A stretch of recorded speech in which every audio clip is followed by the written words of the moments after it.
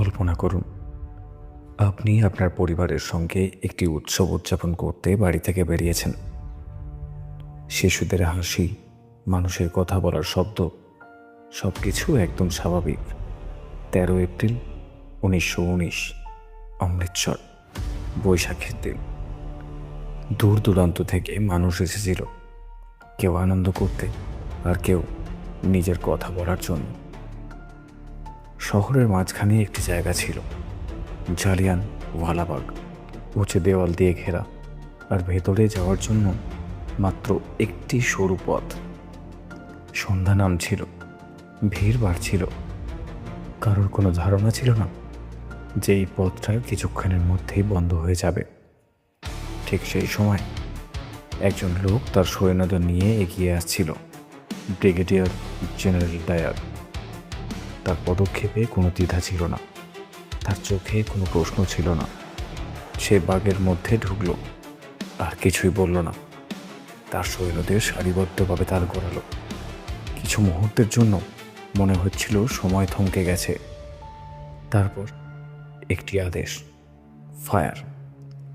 আর হঠাৎই আনন্দের শব্দ চিৎকারে বদলে গেল। মানুষ চারিদিকে দৌড়তে লাগলো, কিন্তু চারপাশে শুধু দেওয়াল, কোনো পথ ছিল না।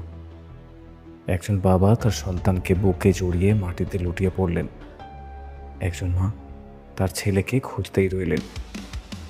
কিছু মানুষ বাঁচার আশায় কুয়োর মধ্যে ঝাঁপ দিল, কিন্তু সেখানেও মৃত্যুই অপেক্ষা করছিল।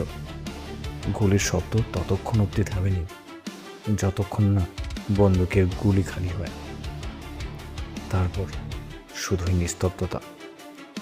মাটি রক্তে ভরে গিয়েছিল, হাওয়া যেন সেই চিৎকারের প্রতিধ্বনি বহন করছিল।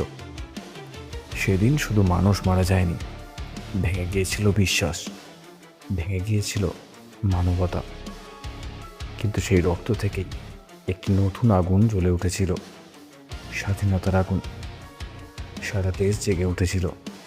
এটা আর শুধু প্রতিবাদ ছিল না, এটা ছিল এক সংকল্প। আজ এত বছর পরও যখন কেউ সেই বাগে যায়, তখন সেখানকার হাওয়া আজও সেদিনের গল্প শোনায়।